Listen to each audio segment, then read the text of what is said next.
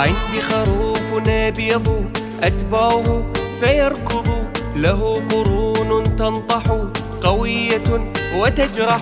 عندي خروف أبيض أتباعه فيركض، له قرون تنطح قوية وتجرح. أربطه بالحبل في البيت أو في الحقل، وأجلب الحشيش إليه كي يعيش.